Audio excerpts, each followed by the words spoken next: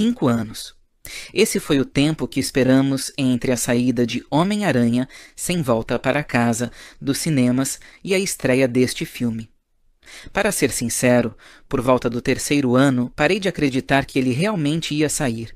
E aqui estamos nós, depois de Homem-Aranha Um Novo Dia. Um filme que acaba de registrar a segunda maior bilheteria de estreia da história, ficando apenas alguns milhões de dólares atrás de Vingadores Ultimato, e arrecadando algo em torno de 927 milhões de dólares no mundo todo em um único fim de semana. Isso não é um número de sessão de terça-feira à tarde. É um número que está dando o que falar na indústria. Então, a verdadeira questão não é se o público compareceu. O público compareceu em números que não víamos desde o fim da Saga do Infinito. A verdadeira questão é se o filme merece. E é isso que vamos descobrir juntos, começando sem spoilers e depois entrando em território de spoilers assim que eu der um aviso bem alto e bem óbvio. Então, acomode-se porque temos muito o que conversar. É aqui que a história recomeça. Graças ao feitiço de memória no final de Sem Volta para Casa, o mundo inteiro se esqueceu que Peter Parker sequer existiu. Tia May se lembra dele. MJ e Ned tecnicamente se lembram de uma versão dos acontecimentos, mas a conexão emocional se perdeu junto com a memória de todos os outros. E Peter passou anos desde então reconstruindo sua vida, tijolo por tijolo, enquanto carrega o segredo mais solitário que se possa imaginar. Ele é a única pessoa na Terra que se lembra do que costumava ter. O filme começa com ele tentando, genuinamente tentando, ser um estudante universitário normal, deixando que o Homem-Aranha seja apenas algo que ele faz à noite, em vez de ser o que o define. E claro, como este é um filme do Homem-Aranha, esse plano dura praticamente o mesmo tempo que o primeiro ato. Uma nova ameaça surge, uma que os trailers mantiveram deliberadamente vaga, e Peter é forçado a usar a máscara novamente em tempo integral, desta vez cruzando o caminho de uma agência governamental de limpeza que não está exatamente entusiasmada com um vigilante com poderes divinos operando fora de seu controle. O que me impressionou ao assistir a este filme foi a sensação de simplicidade que ele transmite, no melhor sentido possível, pelo menos a princípio. Não se trata de uma questão de fim do multiverso. Não se trata de o destino da realidade está em jogo. Esta é a história de um jovem de 20 e poucos anos que perdeu aquilo que o mantinha com os pés no chão, vendo seus melhores amigos seguirem em frente com vidas que não o incluem e tentando descobrir quem ele é quando não há ninguém por perto para lembrá-lo. Esse é um ponto de partida genuinamente convincente para um quarto filme, e fica claro que os cineastas sabiam que o apelo emocional precisava ter tanto peso quanto a ação. Porque, se você ainda tinha dúvidas sobre se ele evoluiu como ator desde Homem-Aranha de Volta ao Lar. Este filme deve resolver isso. Este é, de longe, o trabalho mais complexo que ele já fez com esse figurino. O charme e as tiradas espirituosas ainda estão lá. Aquela energia amigável que fez as pessoas se apaixonarem por essa versão do personagem desde o início, mas agora há um peso por baixo, uma espécie de exaustão que vem de anos sendo a única pessoa que se lembra da própria vida. Ele interpreta o isolamento sem nunca tornar Peter antipático, o que é uma tarefa mais difícil do que as pessoas imaginam para os atores. Zendaya está lidando com uma tarefa realmente complicada aqui, interpretando uma versão de MJ que é carinhosa com Peter, mas sente falta da história que costumava definir o relacionamento deles, e há uma dor real em ver esses dois se afastando como estranhos que antes eram tudo um para o outro. Jacob Batalon retorna ao papel de Ned com uma química natural. E honestamente, alguns dos momentos mais leves e engraçados do filme vêm dele simplesmente sendo um amigo normal em uma situação anormal. Depois, temos Sadie Sink, e quero ter cuidado aqui porque muito do que faz sua atuação funcionar depende de quem sua personagem realmente é, o que não vou abordar até a sessão de spoilers. O que posso dizer sem spoilers é que ela é a melhor adição à franquia em anos. Ela é misteriosa sem ser enigmática, ameaçadora sem perder a simpatia do público, e quando os créditos começam a rolar, você entende exatamente por que tantas pessoas a consideram uma das melhores adições à galeria de vilões do Homem-Aranha, dentro e fora das telas. Jon Bernthal retorna como Frank Castle, e o atrito entre sua visão de mundo e a de Peter é um dos pontos altos do filme. São duas pessoas que perderam algo e reagiram de maneiras completamente opostas. Uma se agarrando a todas as regras que lhe restam, a outra jogando todas elas pela janela. Observá-las trabalhando a contragosto em prol do mesmo objetivo proporciona ao filme alguns dos seus melhores momentos de tensão entre os personagens. Mark Ruffalo também tem um tempo de tela significativo como Bruce Banner, e, sem revelar spoilers, seu arco se conecta diretamente com as questões emocionais do terceiro ato de uma forma que parece genuína e não forçada. May Parker, interpretada por Marisa Tomei, continua sendo o pilar emocional que sempre foi, e Tramel Tillman, entrando nesse universo como chefe de uma agência governamental de limpeza, traz uma autoridade escorregadia e sutilmente perturbadora que torna cada cena em que aparece um pouco mais perigosa do que deveria. Destin Daniel Cretton, diretor de Shang-Chi, assume a direção deste filme, e fica imediatamente óbvio que se trata de uma linguagem visual diferente daquela construída por John Watts na trilogia original. As sequências de balanço, em particular, representam um verdadeiro avanço, filmadas com uma intensidade cinética, quase em primeira pessoa em alguns momentos, serpenteando entre arranha-céus com uma sensação de velocidade e perigo físico que faz você sentir o impulso em vez de apenas assisti-lo. Há um comprometimento real em fundamentar tudo em acrobacias práticas sempre que possível, e isso fica evidente.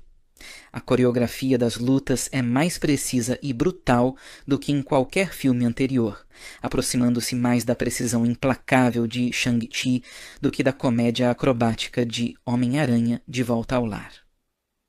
Cretton também se inspira bastante nas raízes urbanas do Homem-Aranha nos quadrinhos, e essa influência é perceptível na forma como certas sequências são encenadas, quase como se painéis específicos dos quadrinhos tivessem sido retirados diretamente para a tela. Há um carinho genuíno pela história do personagem permeando este filme, algo bem diferente do espetáculo multiverso do filme anterior. Depois de uma produção que, por necessidade, conectou 3 Homens-Aranha diferentes em universos cinematográficos distintos, é realmente revigorante encontrar algo mais pessoal e focado. Por trás da ação, este é um filme sobre solidão, e especificamente sobre a solidão de ser a única pessoa que se lembra de quem você costumava ser. Essa é uma ideia mais densa e madura do que qualquer coisa abordada diretamente nos 3 filmes anteriores. E, para o crédito do filme, ele não se esquiva desse desconforto. Há uma forte mensagem sobre família escolhida, sobre o que significa continuar presente para pessoas que não entendem completamente por que você é importante para elas e sobre o preço de carregar um segredo que te isola de todos que você ama. A mensagem não é sutil, mas não precisa ser, porque Holland transmite a carga emocional de forma convincente o suficiente para que os temas sejam transmitidos sem parecerem uma lição de moral. Eu prometi a vocês uma crítica séria, não um texto elogioso. Então, vamos falar sobre os pontos fracos do filme. O segundo ato fica sobrecarregado. Há um trecho em que o filme tenta equilibrar o arco pessoal de Peter, a trama secundária da nova agência governamental, um elenco rotativo de vilões de rua sendo eliminados em rápida sucessão e um mistério, tudo ao mesmo tempo, e as costuras ficam um pouco evidentes. Alguns vilões clássicos dos quadrinhos aparecem basicamente como participações especiais glorificadas, divertidas para os fãs de longa data reconhecerem, mas subdesenvolvidas se você procura antagonistas significativos além da ameaça principal. Nem todos os críticos saíram satisfeitos. Embora a grande maioria das críticas tenha sido positiva, há pelo menos uma crítica especializada notável que discordou, achando o filme sobrecarregado e tentando fazer tudo ao mesmo tempo, e honestamente, eu entendo de onde vem essa crítica, mesmo que não concorde totalmente com ela. Este é um filme que quer ser simultaneamente um estudo de personagem intimista e um blockbuster de super-heróis grandioso, e há momentos em que essas duas ambições se chocam. Para que conste, os números corroboram o entusiasmo geral. As críticas se situaram em torno de 90% nos principais agregadores de avaliações. Tecnicamente, a menor pontuação dos 4 filmes de Holland naquele processo. Mas o público reagiu ainda mais fortemente, com notas acima de 90%, entre as melhores reações do público de toda a era. Portanto, leve essa diferença em consideração. Este pode ser um filme que os críticos respeitam enquanto o público se apaixona perdidamente.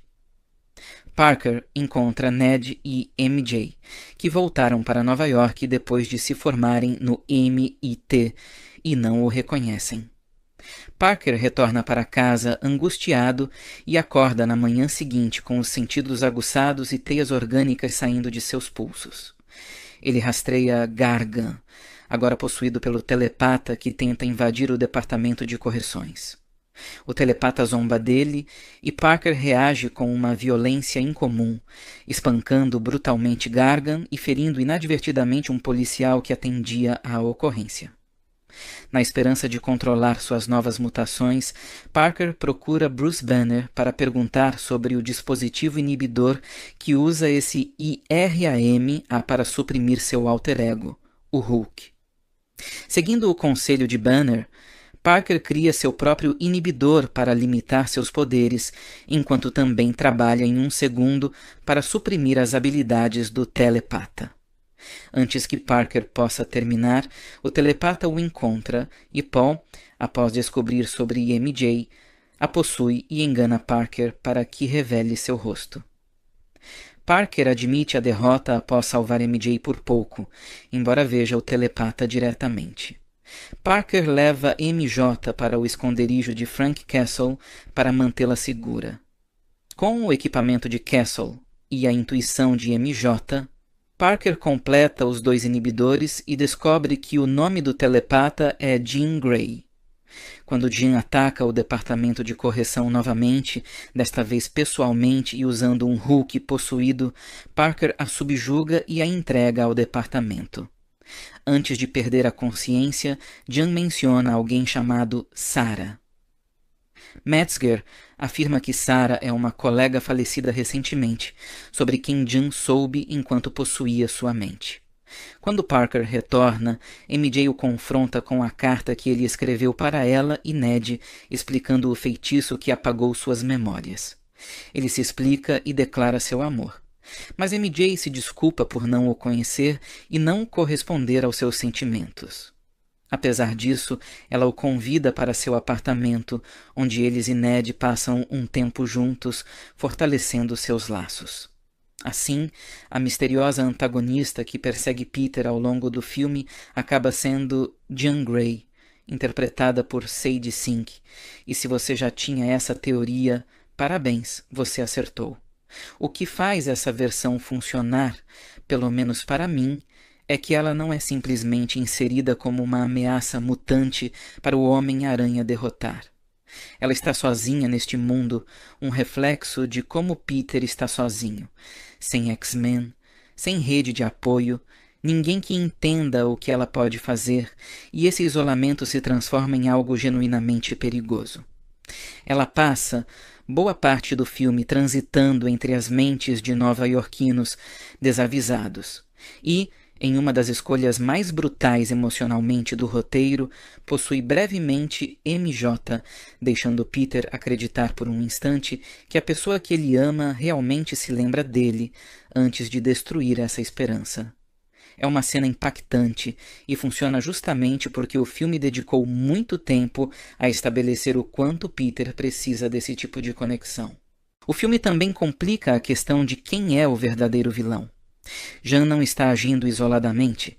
Ela tem um histórico pessoal ligado à agência governamental de limpeza que permeia o filme, e quanto mais Peter investiga, mais claro fica que a própria agência, aquela que supostamente protege o público de pessoas como ele, tem alguns esqueletos profundamente incômodos no armário em relação a como tratou pessoas com habilidades no passado. Essa reformulação transforma a segunda metade do filme em algo menos uma história direta de herói contra vilão e mais uma questão sobre quem realmente merece ser temido. A pessoa com poderes que ela nunca pediu ou a instituição que decidiu que ela era uma ameaça a ser contida. É uma escolha estrutural inteligente e é parte do motivo pelo qual tantas críticas destacaram este filme como tematicamente mais ambicioso do que seus antecessores. Ele contata Helena, que descobre em arquivos confidenciais do Departamento de Correções que Sarah é irmã de Jan, outra telepata que foi sequestrada pelo departamento. A única pista que Jan tem é VMAX, uma mensagem que ela ouviu telepaticamente de Sarah. Metzger começa a fazer experiências com a mente de Jan. Ela percebe que VMAX é o texto desbotado na etiqueta da saída de ar acima da cela, a última coisa que Sarah viu antes de morrer. Enfurecida, Jan bloqueia psionicamente a área ao seu redor. Parker, que ainda resiste aos seus poderes, entra no departamento de correção para impedi-la. Jan o repele e possui um grande grupo de ninjas da mão que trabalhavam para o departamento. Inicialmente sobrecarregado, ele remove seu inibidor e aceita suas mutações, usando suas novas habilidades para derrotar a mão. Parker permite que Jan entre em sua mente, onde ela encontra uma lembrança de sua tia May, que aceitou seus poderes e o amava por quem ele era. Parker oferece a Jean compreensão por sua perda e se coloca deliberadamente entre ela e Castle, que tenta atirar nela de fora, resultando em um ferimento quase fatal para Parker. Após o ocorrido, uma Jean atormentada pela culpa deixa a cidade silenciosamente. Metzger desaparece. O departamento de correção passa a ser investigado e Parker jura que não precisa estar sozinho para ser o Homem-Aranha. Quando ele vê Ned novamente, ele se apresenta. Há também uma transformação física pela qual Peter passa na segunda metade do filme, uma versão mais sombria e agressiva de seus poderes emergindo sob pressão, algo que o marketing tem evitado revelar, mas que aborda o tema da solidão de uma forma muito literal, visualizando exatamente o quão perto ele chega de perder as partes de si mesmo que o tornam o Homem-Aranha, em vez de apenas uma arma. É o mais perto que esta franquia chegou de realmente colocar a alma de Peter em risco, em vez de apenas a cidade ou o mundo. Quando a poeira assenta, Peter faz uma escolha que prioriza sua humanidade em vez do poder bruto, o que parece o final temático correto, considerando tudo o que o filme vinha construindo, e a porta é deixada aberta de forma bastante deliberada para uma presença mutante muito maior neste universo daqui para frente. Quem ficou até os créditos finais já sabe exatamente do que estou falando, e se você não ficou, procure saber, porque isso recontextualiza para onde esta franquia está caminhando, tanto o peso quanto a ação. Porque, se você ainda tinha dúvidas sobre se ele evoluiu como ator desde Homem-Aranha de Volta ao Lar, este filme deve resolver isso. Este é, de longe, o trabalho mais complexo que ele já fez com esse figurino. O charme e as tiradas espirituosas ainda estão lá. Aquela energia amigável que fez as pessoas se apaixonarem por essa versão do personagem desde o início, mas agora há um peso por baixo, uma espécie de exaustão que vem de anos sendo a única pessoa que se lembra da própria vida. Ele interpreta o isolamento sem nunca tornar Peter antipático, o que é uma tarefa mais difícil do que as pessoas imaginam para os atores. Zendaya está lidando com uma tarefa realmente complicada aqui, interpretando uma versão de MJ que é carinhosa com Peter, mas sente falta da história que costumava definir o relacionamento deles, e há uma dor real em ver esses dois se afastando como estranhos que antes eram tudo um para o outro. Jacob Batalon retorna ao papel de Ned com uma química natural. E honestamente, alguns dos momentos mais leves e engraçados do filme vêm dele simplesmente sendo um amigo normal em uma situação anormal. Depois, temos Sadie Sink, e quero ter cuidado aqui porque muito do que faz sua atuação funcionar depende de quem sua personagem realmente é, o que não vou abordar até a sessão de spoilers. O que posso dizer sem spoilers é que ela é a melhor adição à franquia em anos. Ela é misteriosa sem ser enigmática, ameaçadora sem perder a simpatia do público, e quando os créditos começam a rolar, você entende exatamente por que tantas pessoas a consideram uma das melhores adições à galeria de vilões do Homem-Aranha, dentro e fora das telas. Jon Bernthal retorna como Frank Castle, e o atrito entre sua visão de mundo e a de Peter é um dos pontos altos do filme. São duas pessoas que perderam algo e reagiram de maneiras completamente opostas. Uma se agarrando a todas as regras que lhe restam, a outra jogando todas elas pela janela. Observá-las trabalhando a contragosto em prol do mesmo objetivo proporciona ao filme alguns dos seus melhores momentos de tensão entre os personagens. Mark Ruffalo também tem um tempo de tela significativo como Bruce Banner, e, sem revelar spoilers, seu arco se conecta diretamente com as questões emocionais do terceiro ato de uma forma que parece genuína e não forçada. May Parker, interpretada por Marisa Tomei, continua sendo o pilar emocional que sempre foi, e Tramel Tillman, entrando nesse universo como chefe de uma agência governamental de limpeza, traz uma autoridade escorregadia e sutilmente perturbadora que torna cada cena em que aparece um pouco mais perigosa do que deveria. Destin Daniel Cretton, diretor de Shang-Chi, assume a direção deste filme, e fica imediatamente óbvio que se trata de uma linguagem visual diferente daquela construída por John Watts na trilogia original. As sequências de balanço, em particular, representam um verdadeiro avanço, filmadas com uma intensidade cinética, quase em primeira pessoa em alguns momentos, serpenteando entre arranha-céus com uma sensação de velocidade e perigo físico que faz você sentir o impulso em vez de apenas assisti-lo. Há um comprometimento real em fundamentar tudo em acrobacias práticas sempre que possível, e isso fica evidente.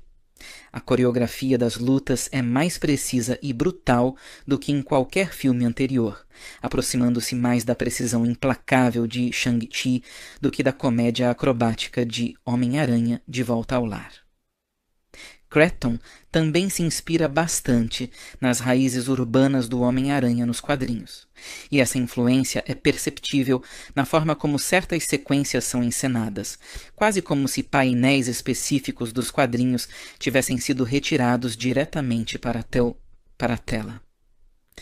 Há um carinho genuíno pela história do personagem permeando este filme, algo bem diferente do espetáculo multiverso do filme anterior.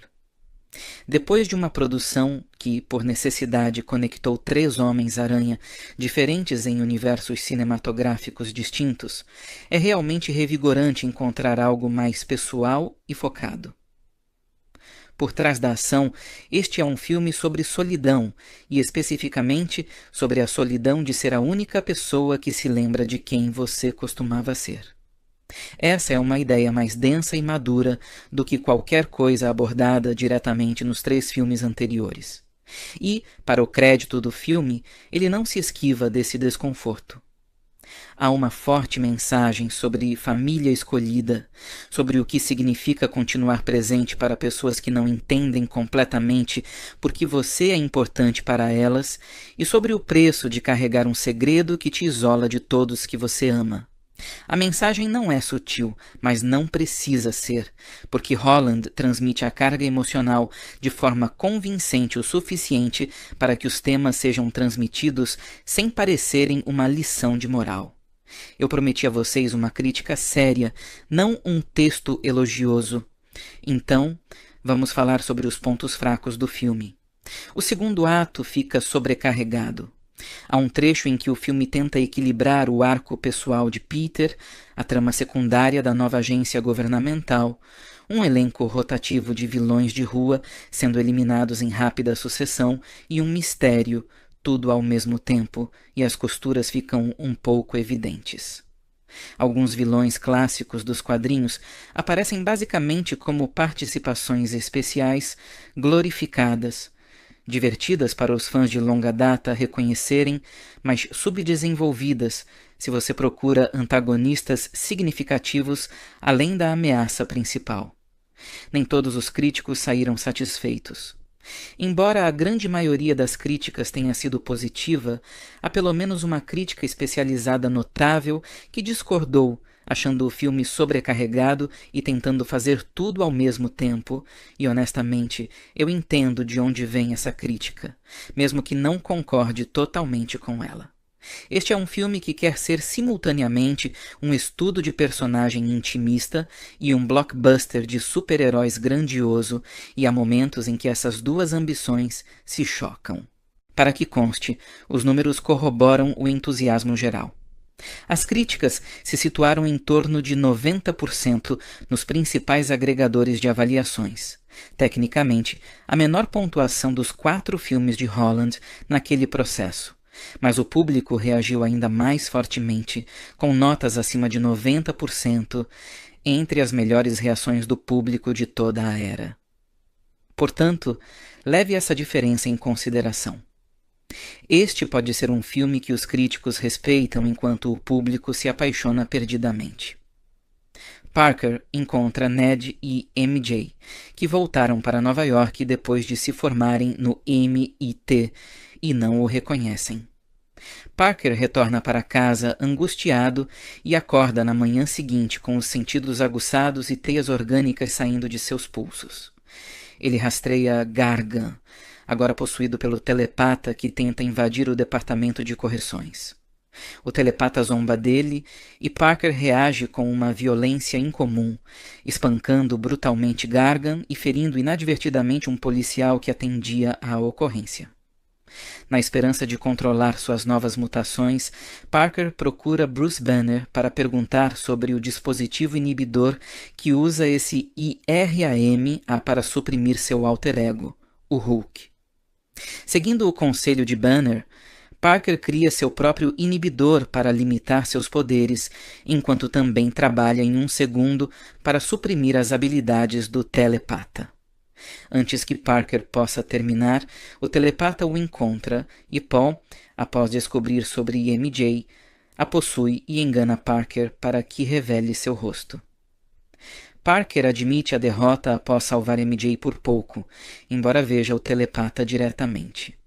Parker leva MJ para o esconderijo de Frank Castle para mantê-la segura.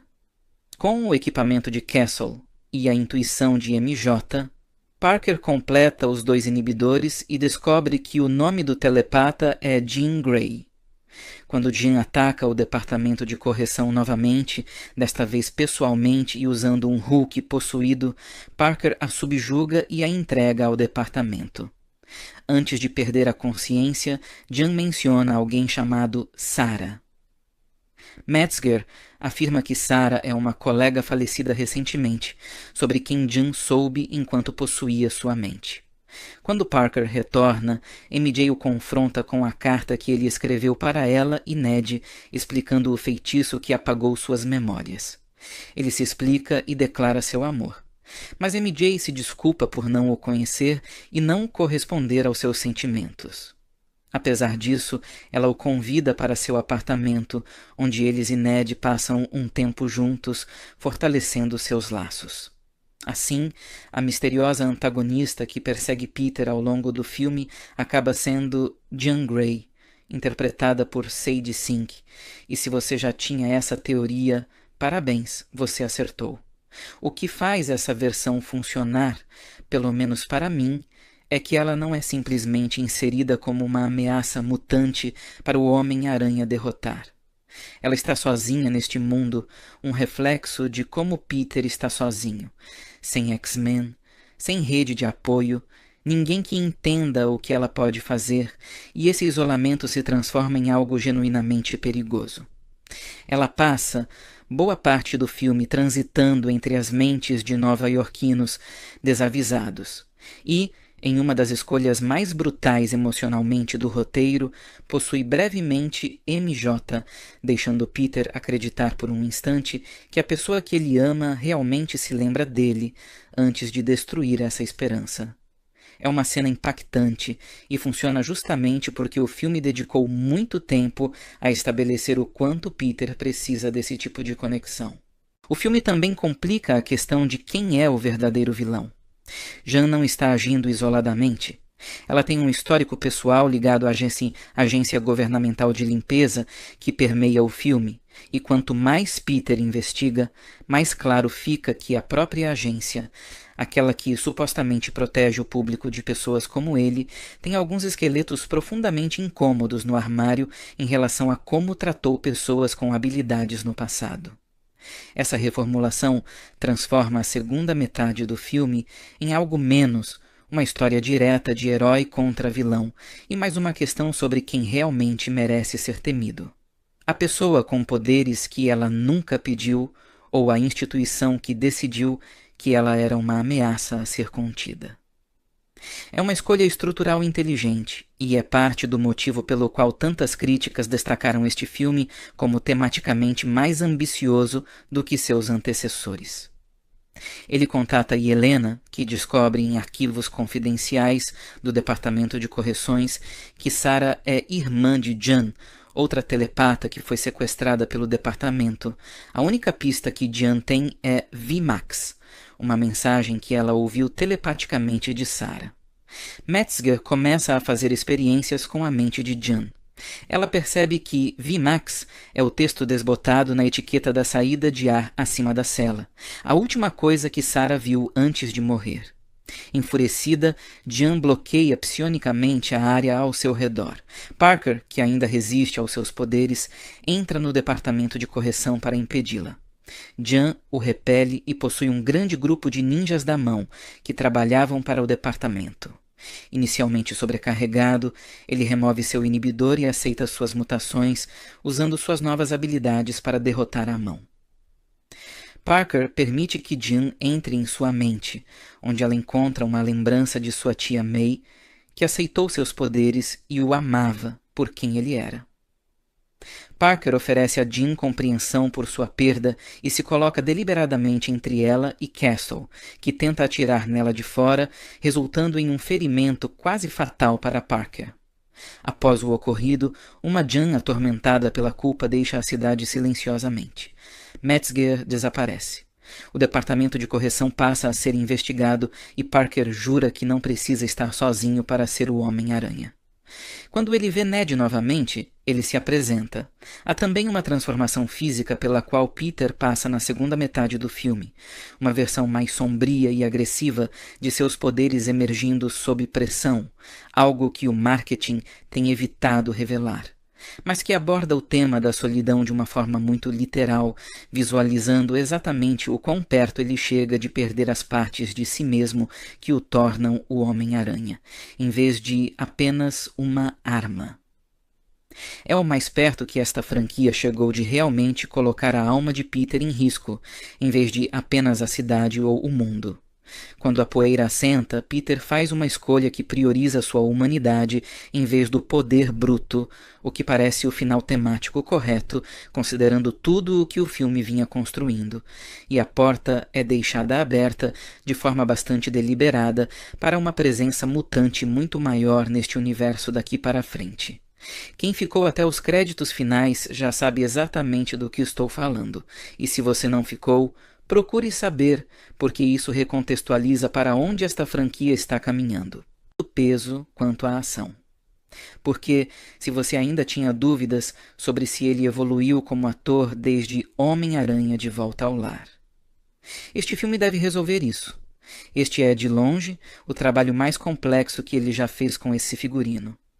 O charme e as tiradas espirituosas ainda estão lá.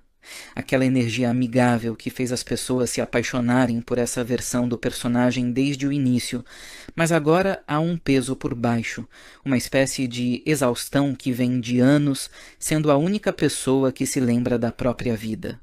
Ele interpreta o isolamento sem nunca tornar Peter antipático, o que é uma tarefa mais difícil do que as pessoas imaginam para os atores. Zendaya está lidando com uma tarefa realmente complicada aqui, interpretando uma versão de MJ que é carinhosa com Peter, mas sente falta da história que costumava definir o relacionamento deles, e há uma dor real em ver esses dois se afastando como estranhos que antes eram tudo um para o outro. Jacob Batalon retorna ao papel de Ned com uma química natural. E, honestamente, alguns dos momentos mais leves e engraçados do filme vêm dele simplesmente sendo um amigo normal em uma situação anormal. Depois, temos Sadie Sink, e quero ter cuidado aqui porque muito do que faz sua atuação funcionar depende de quem sua personagem realmente é, o que não vou abordar até a sessão de spoilers. O que posso dizer sem spoilers é que ela é a melhor adição à franquia em anos. Ela é misteriosa sem ser enigmática, ameaçadora sem perder a simpatia do público, e quando os créditos começam a rolar, você entende exatamente por que tantas pessoas a consideram uma das melhores adições à galeria de vilões do Homem-Aranha, dentro e fora das telas. Jon Bernthal retorna como Frank Castle, e o atrito entre sua visão de mundo e a de Peter é um dos pontos altos do filme. São duas pessoas que perderam algo e reagiram de maneiras completamente opostas. Uma se agarrando a todas as regras que lhe restam, a outra jogando todas elas pela janela. Observá-las trabalhando a contragosto em prol do mesmo objetivo proporciona ao filme alguns dos seus melhores momentos de tensão entre os personagens. Mark Ruffalo também tem um tempo de tela significativo como Bruce Banner, e, sem revelar spoilers, seu arco se conecta diretamente com as questões emocionais do terceiro ato de uma forma que parece genuína e não forçada. May Parker, interpretada por Marisa Tomei, continua sendo o pilar emocional que sempre foi, e Tramel Tillman, entrando nesse universo como chefe de uma agência governamental de limpeza, traz uma autoridade escorregadia e sutilmente perturbadora que torna cada cena em que aparece um pouco mais perigosa do que deveria. Destin Daniel Cretton, diretor de Shang-Chi, assume a direção deste filme, e fica imediatamente óbvio que se trata de uma linguagem visual diferente daquela construída por John Watts na trilogia original.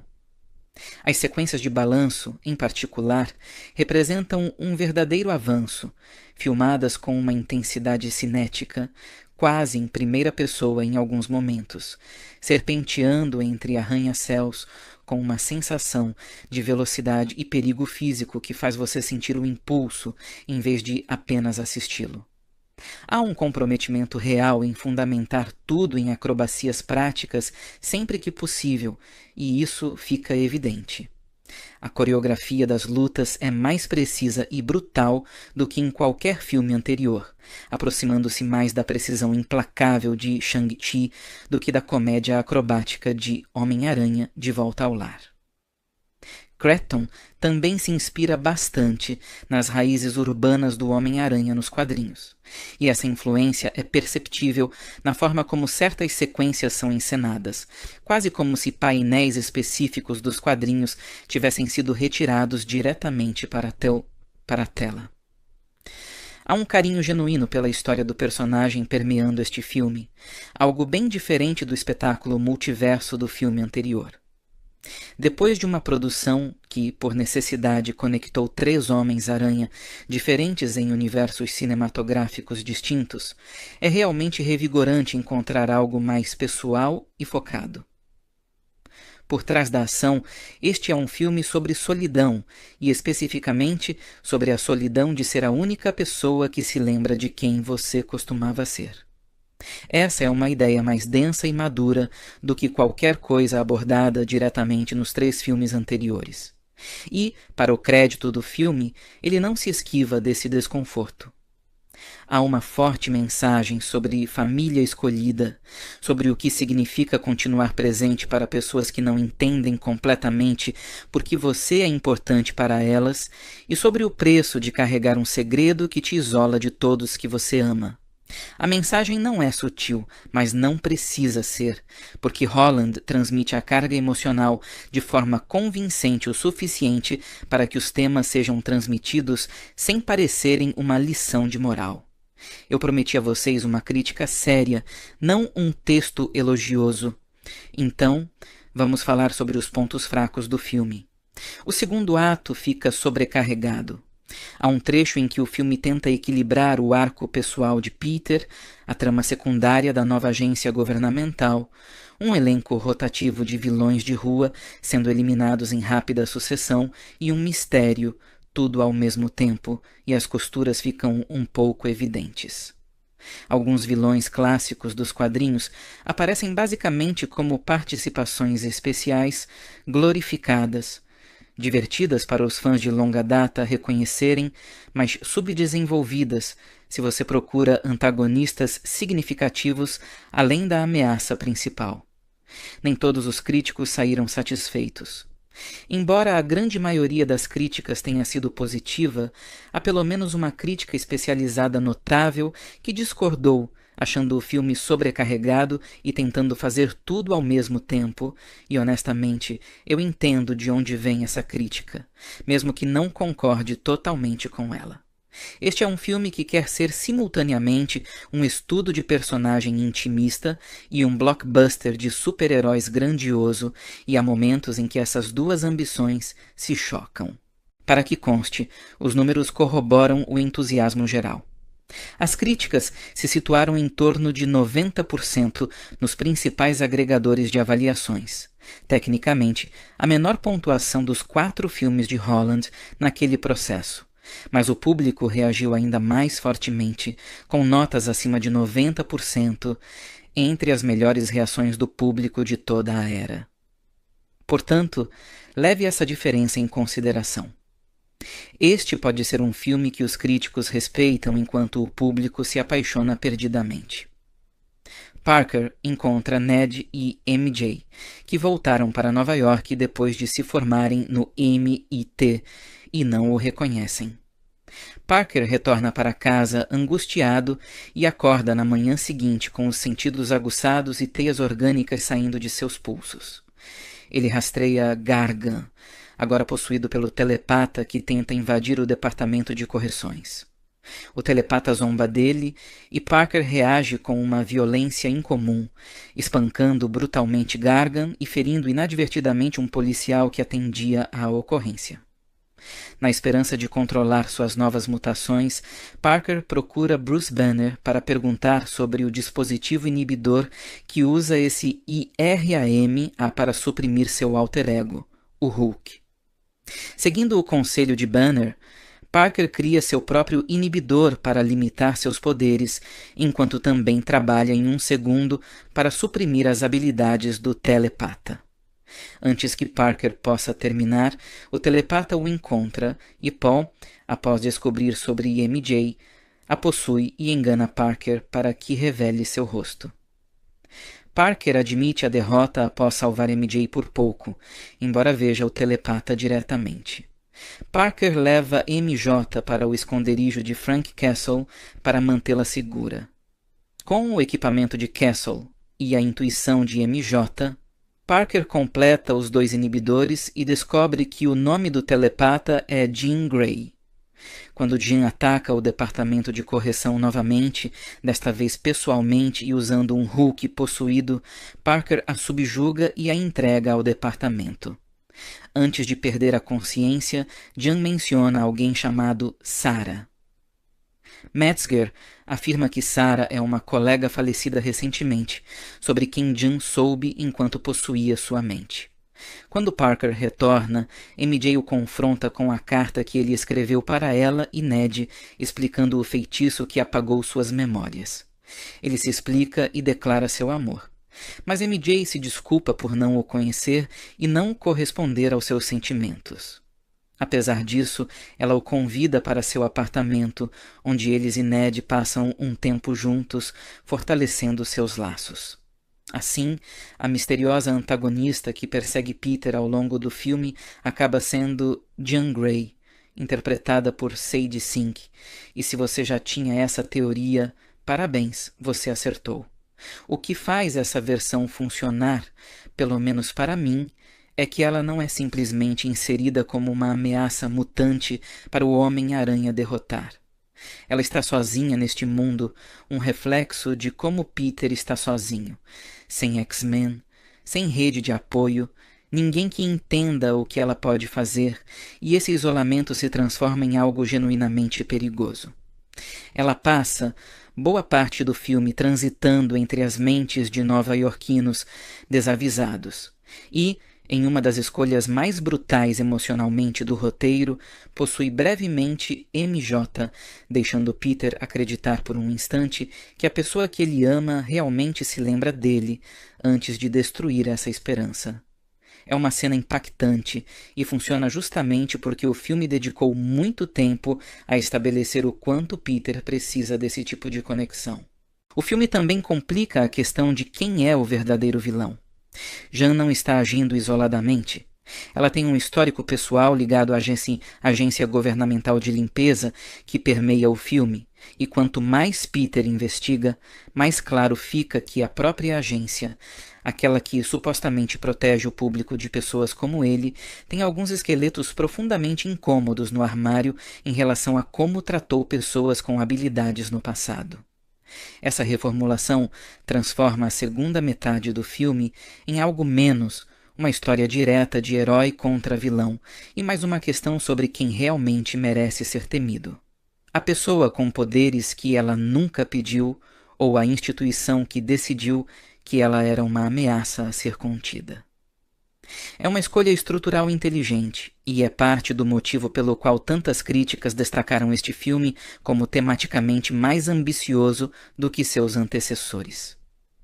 Ele contata Helena, que descobre em arquivos confidenciais do Departamento de Correções que Sarah é irmã de Jan, outra telepata que foi sequestrada pelo departamento. A única pista que Jan tem é VMAX, uma mensagem que ela ouviu telepaticamente de Sarah. Metzger começa a fazer experiências com a mente de Jan. Ela percebe que VMAX é o texto desbotado na etiqueta da saída de ar acima da cela, a última coisa que Sarah viu antes de morrer. Enfurecida, Jan bloqueia psionicamente a área ao seu redor. Parker, que ainda resiste aos seus poderes, entra no departamento de correção para impedi-la. Jan o repele e possui um grande grupo de ninjas da mão que trabalhavam para o departamento. Inicialmente sobrecarregado, ele remove seu inibidor e aceita suas mutações, usando suas novas habilidades para derrotar a mão. Parker permite que Jan entre em sua mente, onde ela encontra uma lembrança de sua tia May, que aceitou seus poderes e o amava por quem ele era. Parker oferece a Jean compreensão por sua perda e se coloca deliberadamente entre ela e Castle, que tenta atirar nela de fora, resultando em um ferimento quase fatal para Parker. Após o ocorrido, uma Jean atormentada pela culpa deixa a cidade silenciosamente. Metzger desaparece. O departamento de correção passa a ser investigado e Parker jura que não precisa estar sozinho para ser o Homem-Aranha. Quando ele vê Ned novamente, ele se apresenta. Há também uma transformação física pela qual Peter passa na segunda metade do filme, uma versão mais sombria e agressiva de seus poderes emergindo sob pressão, algo que o marketing tem evitado revelar, mas que aborda o tema da solidão de uma forma muito literal, visualizando exatamente o quão perto ele chega de perder as partes de si mesmo que o tornam o Homem-Aranha, em vez de apenas uma arma. É o mais perto que esta franquia chegou de realmente colocar a alma de Peter em risco, em vez de apenas a cidade ou o mundo.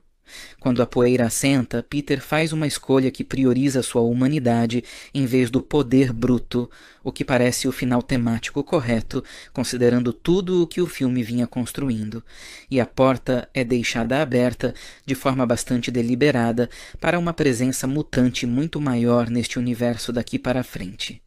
Quem ficou até os créditos finais já sabe exatamente do que estou falando, e se você não ficou, procure saber, porque isso recontextualiza para onde esta franquia está caminhando, tanto o peso quanto a ação.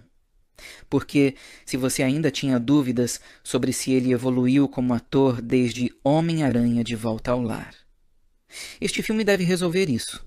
Este é, de longe, o trabalho mais complexo que ele já fez com esse figurino. O charme e as tiradas espirituosas ainda estão lá. Aquela energia amigável que fez as pessoas se apaixonarem por essa versão do personagem desde o início, mas agora há um peso por baixo, uma espécie de exaustão que vem de anos sendo a única pessoa que se lembra da própria vida. Ele interpreta o isolamento sem nunca tornar Peter antipático, o que é uma tarefa mais difícil do que as pessoas imaginam para os atores. Zendaya está lidando com uma tarefa realmente complicada aqui, interpretando uma versão de MJ que é carinhosa com Peter, mas sente falta da história que costumava definir o relacionamento deles, e há uma dor real em ver esses dois se afastando como estranhos que antes eram tudo um para o outro. Jacob Batalon retorna ao papel de Ned com uma química natural. E honestamente, alguns dos momentos mais leves e engraçados do filme vêm dele simplesmente sendo um amigo normal em uma situação anormal.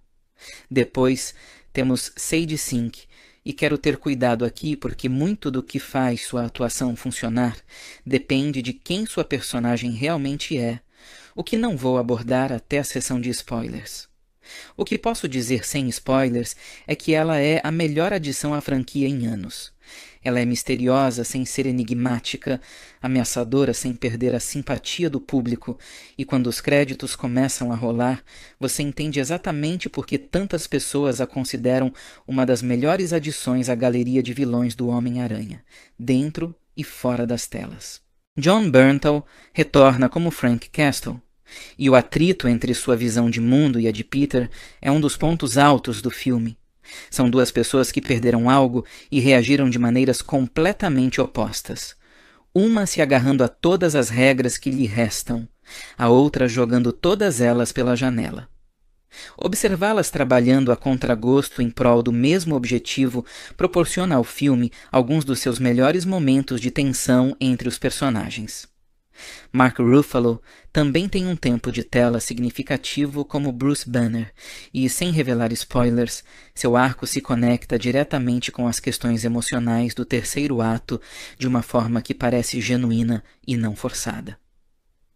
May Parker, interpretada por Marisa Tomei, continua sendo o pilar emocional que sempre foi, e Tramel Tillman, entrando nesse universo como chefe de uma agência governamental de limpeza, traz uma autoridade escorregadia e sutilmente perturbadora que torna cada cena em que aparece um pouco mais perigosa do que deveria.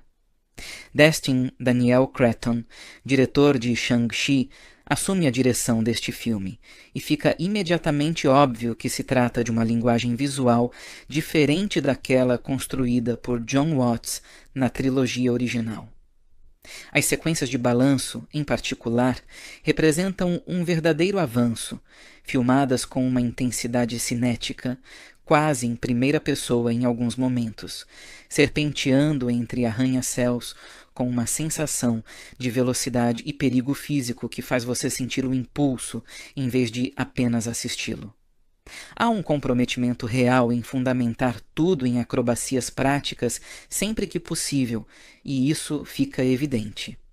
A coreografia das lutas é mais precisa e brutal do que em qualquer filme anterior, aproximando-se mais da precisão implacável de Shang-Chi do que da comédia acrobática de Homem-Aranha de Volta ao Lar. Cretton também se inspira bastante nas raízes urbanas do Homem-Aranha nos quadrinhos, e essa influência é perceptível na forma como certas sequências são encenadas, quase como se painéis específicos dos quadrinhos tivessem sido retirados diretamente para a tela. Há um carinho genuíno pela história do personagem permeando este filme, algo bem diferente do espetáculo multiverso do filme anterior.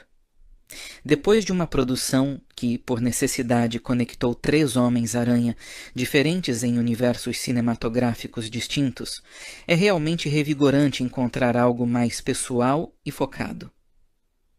Por trás da ação, este é um filme sobre solidão, e especificamente sobre a solidão de ser a única pessoa que se lembra de quem você costumava ser. Essa é uma ideia mais densa e madura do que qualquer coisa abordada diretamente nos 3 filmes anteriores. E, para o crédito do filme, ele não se esquiva desse desconforto. Há uma forte mensagem sobre família escolhida, sobre o que significa continuar presente para pessoas que não entendem completamente por que você é importante para elas e sobre o preço de carregar um segredo que te isola de todos que você ama. A mensagem não é sutil, mas não precisa ser, porque Holland transmite a carga emocional de forma convincente o suficiente para que os temas sejam transmitidos sem parecerem uma lição de moral.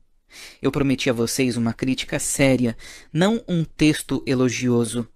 Então, vamos falar sobre os pontos fracos do filme. O segundo ato fica sobrecarregado. Há um trecho em que o filme tenta equilibrar o arco pessoal de Peter, a trama secundária da nova agência governamental, um elenco rotativo de vilões de rua sendo eliminados em rápida sucessão e um mistério, tudo ao mesmo tempo, e as costuras ficam um pouco evidentes. Alguns vilões clássicos dos quadrinhos aparecem basicamente como participações especiais glorificadas, divertidas para os fãs de longa data reconhecerem, mas subdesenvolvidas se você procura antagonistas significativos além da ameaça principal. Nem todos os críticos saíram satisfeitos. Embora a grande maioria das críticas tenha sido positiva, há pelo menos uma crítica especializada notável que discordou, achando o filme sobrecarregado e tentando fazer tudo ao mesmo tempo, e honestamente, eu entendo de onde vem essa crítica, mesmo que não concorde totalmente com ela. Este é um filme que quer ser simultaneamente um estudo de personagem intimista e um blockbuster de super-heróis grandioso, e há momentos em que essas duas ambições se chocam. Para que conste, os números corroboram o entusiasmo geral. As críticas se situaram em torno de 90% nos principais agregadores de avaliações. Tecnicamente, a menor pontuação dos 4 filmes de Holland naquele processo. Mas o público reagiu ainda mais fortemente, com notas acima de 90%, entre as melhores reações do público de toda a era. Portanto, leve essa diferença em consideração. Este pode ser um filme que os críticos respeitam enquanto o público se apaixona perdidamente. Parker encontra Ned e MJ, que voltaram para Nova York depois de se formarem no MIT e não o reconhecem. Parker retorna para casa angustiado e acorda na manhã seguinte com os sentidos aguçados e teias orgânicas saindo de seus pulsos. Ele rastreia Gargan, agora possuído pelo telepata que tenta invadir o departamento de correções. O telepata zomba dele e Parker reage com uma violência incomum, espancando brutalmente Gargan e ferindo inadvertidamente um policial que atendia à ocorrência. Na esperança de controlar suas novas mutações, Parker procura Bruce Banner para perguntar sobre o dispositivo inibidor que usa esse IRAM para suprimir seu alter ego, o Hulk. Seguindo o conselho de Banner, Parker cria seu próprio inibidor para limitar seus poderes, enquanto também trabalha em um segundo para suprimir as habilidades do telepata. Antes que Parker possa terminar, o telepata o encontra e Paul, após descobrir sobre MJ, a possui e engana Parker para que revele seu rosto. Parker admite a derrota após salvar MJ por pouco, embora veja o telepata diretamente. Parker leva MJ para o esconderijo de Frank Castle para mantê-la segura.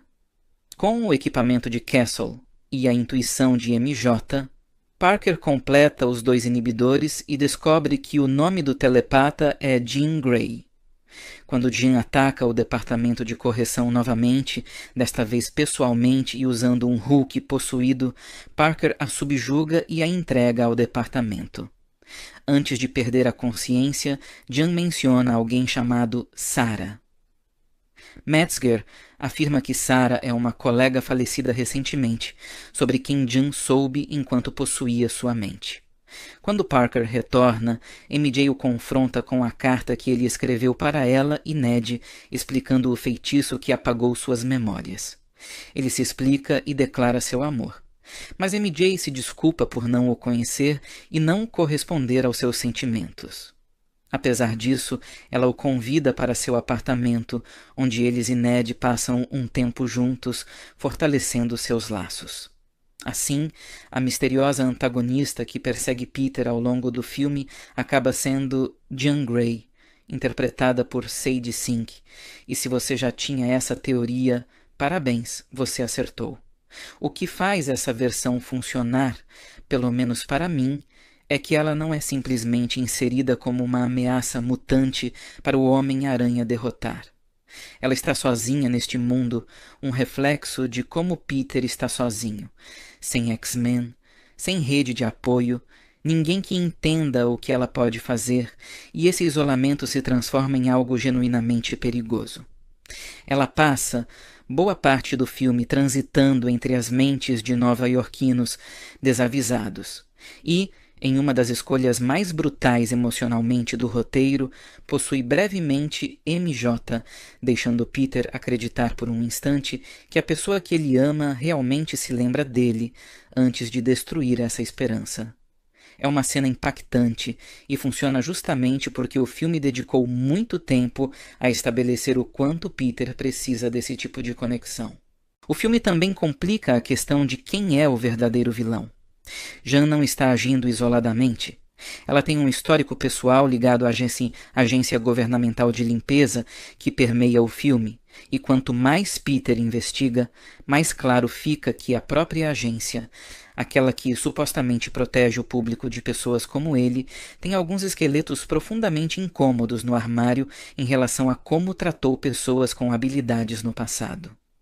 Essa reformulação transforma a segunda metade do filme em algo menos uma história direta de herói contra vilão e mais uma questão sobre quem realmente merece ser temido. A pessoa com poderes que ela nunca pediu ou a instituição que decidiu que ela era uma ameaça a ser contida. É uma escolha estrutural inteligente e é parte do motivo pelo qual tantas críticas destacaram este filme como tematicamente mais ambicioso do que seus antecessores. Ele contata Helena, que descobre em arquivos confidenciais do Departamento de Correções que Sarah é irmã de Jan, outra telepata que foi sequestrada pelo departamento. A única pista que Jan tem é VMAX, uma mensagem que ela ouviu telepaticamente de Sarah. Metzger começa a fazer experiências com a mente de Jan. Ela percebe que VMAX é o texto desbotado na etiqueta da saída de ar acima da cela, a última coisa que Sarah viu antes de morrer. Enfurecida, Jan bloqueia psionicamente a área ao seu redor. Parker, que ainda resiste aos seus poderes, entra no departamento de correção para impedi-la. Jan o repele e possui um grande grupo de ninjas da mão que trabalhavam para o departamento. Inicialmente sobrecarregado, ele remove seu inibidor e aceita suas mutações, usando suas novas habilidades para derrotar a mão. Parker permite que Jan entre em sua mente, onde ela encontra uma lembrança de sua tia May, que aceitou seus poderes e o amava por quem ele era.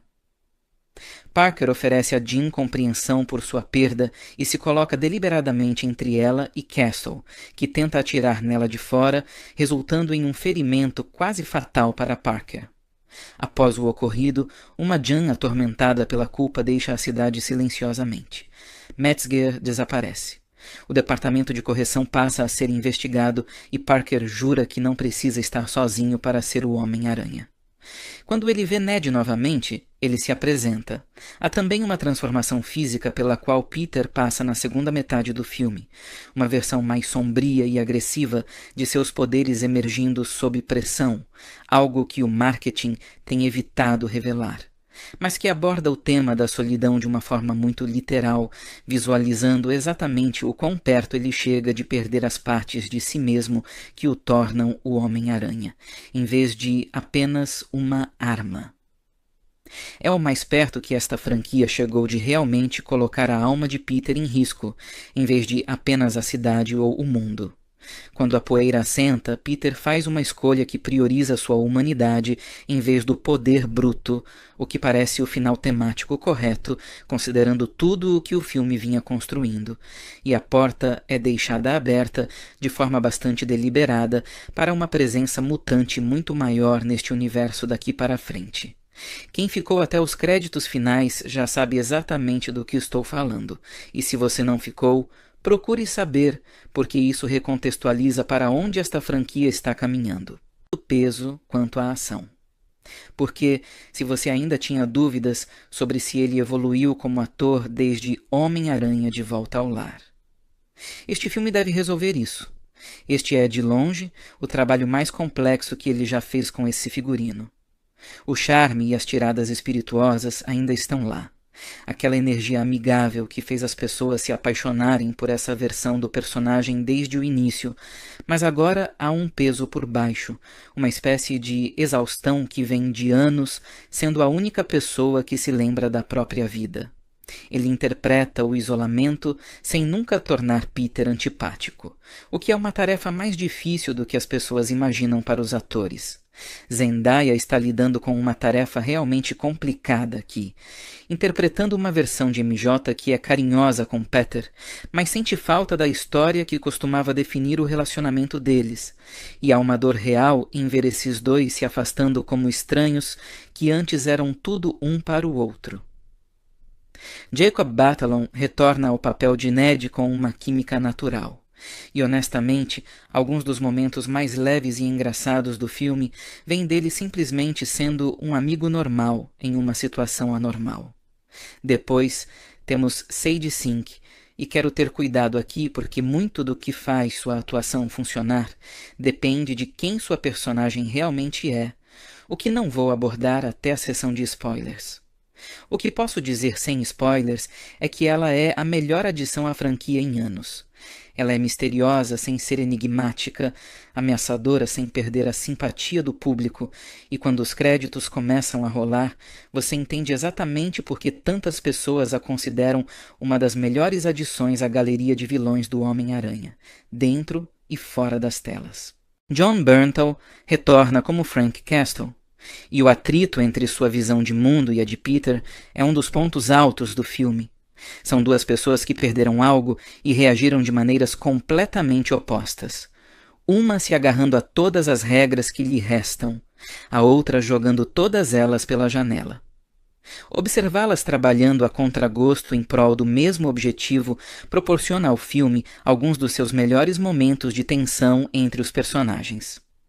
Mark Ruffalo também tem um tempo de tela significativo como Bruce Banner, e, sem revelar spoilers, seu arco se conecta diretamente com as questões emocionais do terceiro ato de uma forma que parece genuína e não forçada.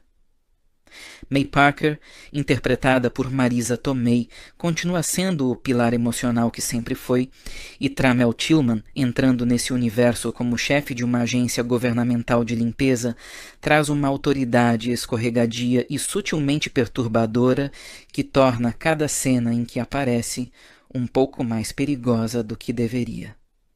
Destin Daniel Cretton, diretor de Shang-Chi, assume a direção deste filme, e fica imediatamente óbvio que se trata de uma linguagem visual diferente daquela construída por John Watts na trilogia original.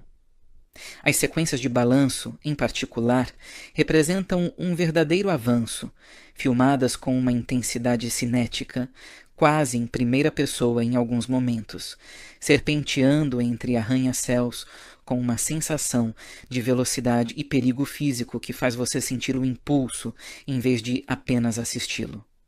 Há um comprometimento real em fundamentar tudo em acrobacias práticas sempre que possível, e isso fica evidente. A coreografia das lutas é mais precisa e brutal do que em qualquer filme anterior, aproximando-se mais da precisão implacável de Shang-Chi do que da comédia acrobática de Homem-Aranha de Volta ao Lar. Cretton também se inspira bastante nas raízes urbanas do Homem-Aranha nos quadrinhos, e essa influência é perceptível na forma como certas sequências são encenadas, quase como se painéis específicos dos quadrinhos tivessem sido retirados diretamente para a tela. Há um carinho genuíno pela história do personagem permeando este filme, algo bem diferente do espetáculo multiverso do filme anterior. Depois de uma produção que, por necessidade, conectou 3 Homens-Aranha diferentes em universos cinematográficos distintos, é realmente revigorante encontrar algo mais pessoal e focado. Por trás da ação, este é um filme sobre solidão, e especificamente sobre a solidão de ser a única pessoa que se lembra de quem você costumava ser. Essa é uma ideia mais densa e madura do que qualquer coisa abordada diretamente nos 3 filmes anteriores. E, para o crédito do filme, ele não se esquiva desse desconforto. Há uma forte mensagem sobre família escolhida, sobre o que significa continuar presente para pessoas que não entendem completamente por que você é importante para elas e sobre o preço de carregar um segredo que te isola de todos que você ama. A mensagem não é sutil, mas não precisa ser, porque Holland transmite a carga emocional de forma convincente o suficiente para que os temas sejam transmitidos sem parecerem uma lição de moral.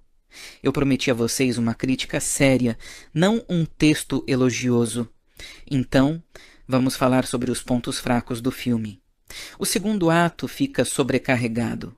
Há um trecho em que o filme tenta equilibrar o arco pessoal de Peter, a trama secundária da nova agência governamental, um elenco rotativo de vilões de rua sendo eliminados em rápida sucessão e um mistério, tudo ao mesmo tempo, e as costuras ficam um pouco evidentes. Alguns vilões clássicos dos quadrinhos aparecem basicamente como participações especiais, glorificadas, divertidas para os fãs de longa data reconhecerem, mas subdesenvolvidas se você procura antagonistas significativos além da ameaça principal. Nem todos os críticos saíram satisfeitos. Embora a grande maioria das críticas tenha sido positiva, há pelo menos uma crítica especializada notável que discordou, achando o filme sobrecarregado e tentando fazer tudo ao mesmo tempo, e honestamente, eu entendo de onde vem essa crítica, mesmo que não concorde totalmente com ela. Este é um filme que quer ser simultaneamente um estudo de personagem intimista e um blockbuster de super-heróis grandioso, e há momentos em que essas duas ambições se chocam.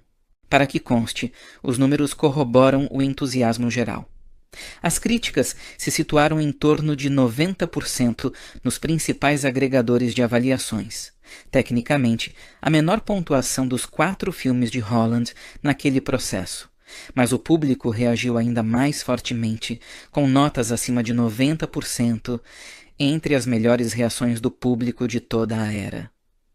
Portanto, leve essa diferença em consideração. Este pode ser um filme que os críticos respeitam enquanto o público se apaixona perdidamente. Parker encontra Ned e MJ, que voltaram para Nova York depois de se formarem no MIT e não o reconhecem. Parker retorna para casa angustiado e acorda na manhã seguinte com os sentidos aguçados e teias orgânicas saindo de seus pulsos. Ele rastreia Gargan, agora possuído pelo telepata que tenta invadir o departamento de correções. O telepata zomba dele e Parker reage com uma violência incomum, espancando brutalmente Gargan e ferindo inadvertidamente um policial que atendia à ocorrência. Na esperança de controlar suas novas mutações, Parker procura Bruce Banner para perguntar sobre o dispositivo inibidor que usa esse IRAM para suprimir seu alter ego, o Hulk. Seguindo o conselho de Banner, Parker cria seu próprio inibidor para limitar seus poderes, enquanto também trabalha em um segundo para suprimir as habilidades do telepata. Antes que Parker possa terminar, o telepata o encontra e Paul, após descobrir sobre MJ, a possui e engana Parker para que revele seu rosto. Parker admite a derrota após salvar MJ por pouco, embora veja o telepata diretamente. Parker leva MJ para o esconderijo de Frank Castle para mantê-la segura. Com o equipamento de Castle e a intuição de MJ, Parker completa os 2 inibidores e descobre que o nome do telepata é Jean Grey. Quando Jean ataca o departamento de correção novamente, desta vez pessoalmente e usando um Hulk possuído, Parker a subjuga e a entrega ao departamento. Antes de perder a consciência, Jean menciona alguém chamado Sarah. Metzger afirma que Sarah é uma colega falecida recentemente, sobre quem Jean soube enquanto possuía sua mente. Quando Parker retorna, MJ o confronta com a carta que ele escreveu para ela e Ned, explicando o feitiço que apagou suas memórias. Ele se explica e declara seu amor. Mas MJ se desculpa por não o conhecer e não corresponder aos seus sentimentos. Apesar disso, ela o convida para seu apartamento, onde eles e Ned passam um tempo juntos, fortalecendo seus laços. Assim, a misteriosa antagonista que persegue Peter ao longo do filme acaba sendo Jean Grey, interpretada por Sadie Sink, e se você já tinha essa teoria, parabéns, você acertou. O que faz essa versão funcionar, pelo menos para mim, é que ela não é simplesmente inserida como uma ameaça mutante para o Homem-Aranha derrotar. Ela está sozinha neste mundo, um reflexo de como Peter está sozinho, sem X-Men, sem rede de apoio, ninguém que entenda o que ela pode fazer, e esse isolamento se transforma em algo genuinamente perigoso. Ela passa boa parte do filme transitando entre as mentes de nova-iorquinos desavisados e, em uma das escolhas mais brutais emocionalmente do roteiro, possui brevemente MJ, deixando Peter acreditar por um instante que a pessoa que ele ama realmente se lembra dele antes de destruir essa esperança. É uma cena impactante e funciona justamente porque o filme dedicou muito tempo a estabelecer o quanto Peter precisa desse tipo de conexão. O filme também complica a questão de quem é o verdadeiro vilão. Jean não está agindo isoladamente. Ela tem um histórico pessoal ligado à agência governamental de limpeza que permeia o filme, e quanto mais Peter investiga, mais claro fica que a própria agência, aquela que supostamente protege o público de pessoas como ele, tem alguns esqueletos profundamente incômodos no armário em relação a como tratou pessoas com habilidades no passado. Essa reformulação transforma a segunda metade do filme em algo menos uma história direta de herói contra vilão e mais uma questão sobre quem realmente merece ser temido. A pessoa com poderes que ela nunca pediu ou a instituição que decidiu que ela era uma ameaça a ser contida. É uma escolha estrutural inteligente e é parte do motivo pelo qual tantas críticas destacaram este filme como tematicamente mais ambicioso do que seus antecessores. Ele contata Helena, que descobre em arquivos confidenciais do Departamento de Correções que Sarah é irmã de Jean, outra telepata que foi sequestrada pelo departamento. A única pista que Jean tem é VMAX, uma mensagem que ela ouviu telepaticamente de Sarah. Metzger começa a fazer experiências com a mente de Jean. Ela percebe que VMAX é o texto desbotado na etiqueta da saída de ar acima da cela, a última coisa que Sarah viu antes de morrer. Enfurecida, Jean bloqueia psionicamente a área ao seu redor. Parker, que ainda resiste aos seus poderes, entra no departamento de correção para impedi-la. Jean o repele e possui um grande grupo de ninjas da mão que trabalhavam para o departamento. Inicialmente sobrecarregado, ele remove seu inibidor e aceita suas mutações, usando suas novas habilidades para derrotar a mão.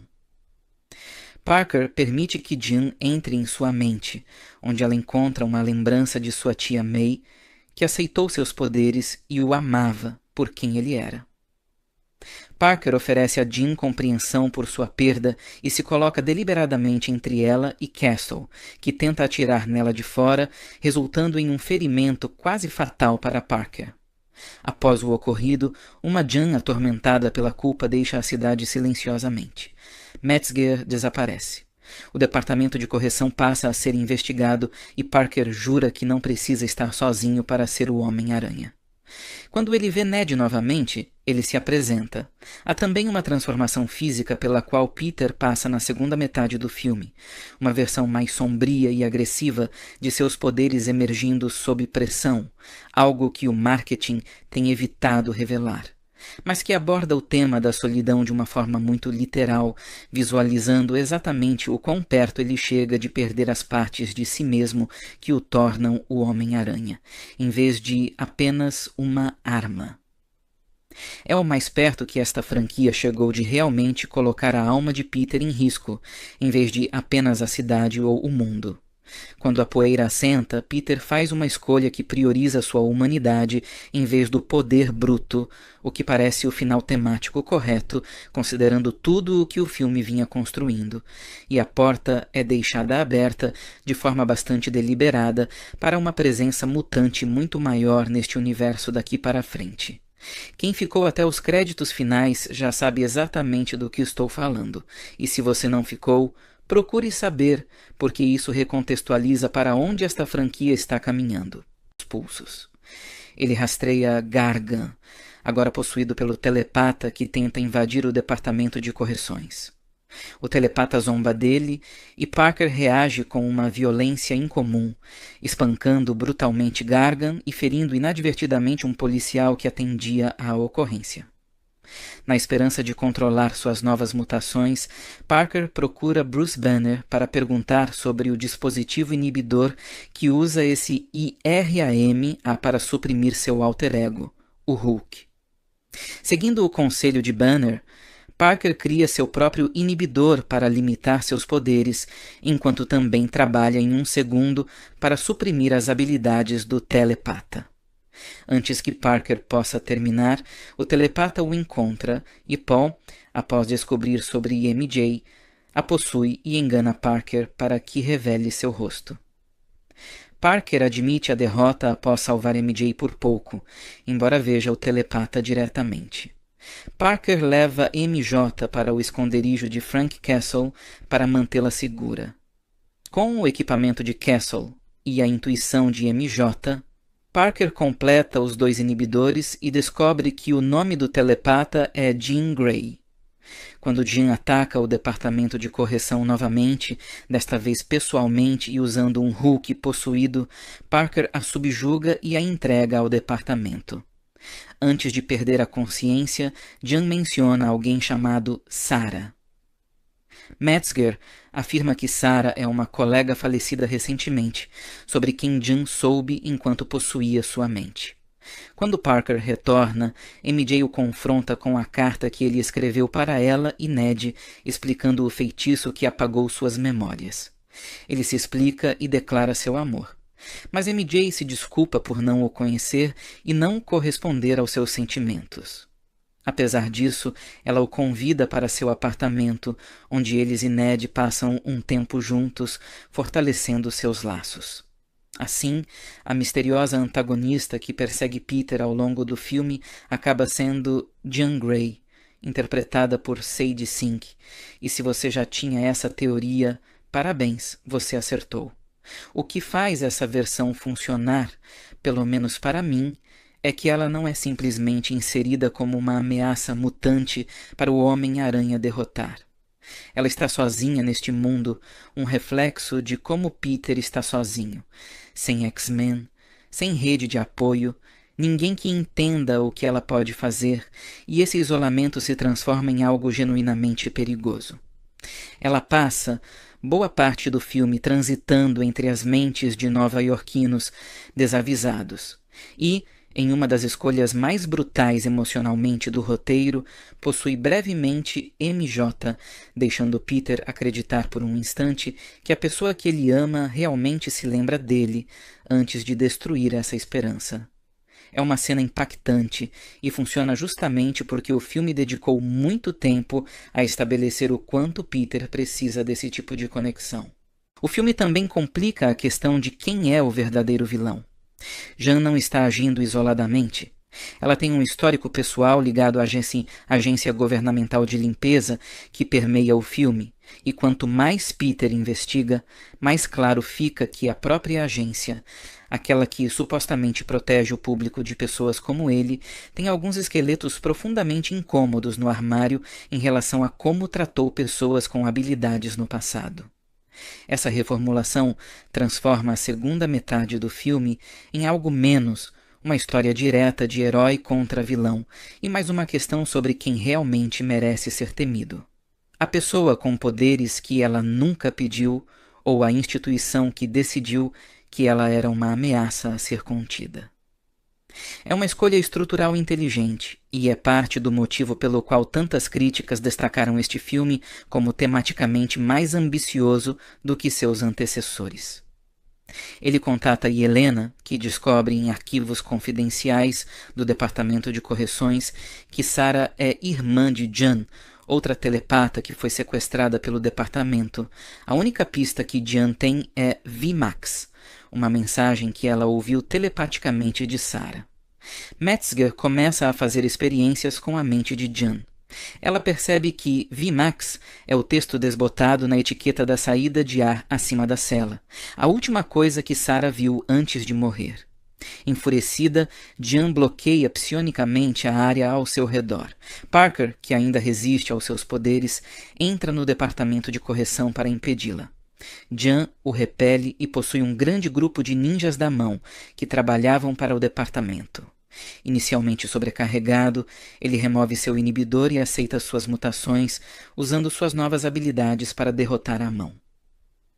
Parker permite que Jan entre em sua mente, onde ela encontra uma lembrança de sua tia May, que aceitou seus poderes e o amava por quem ele era. Parker oferece a Jean compreensão por sua perda e se coloca deliberadamente entre ela e Castle, que tenta atirar nela de fora, resultando em um ferimento quase fatal para Parker. Após o ocorrido, uma Jean atormentada pela culpa deixa a cidade silenciosamente. Metzger desaparece.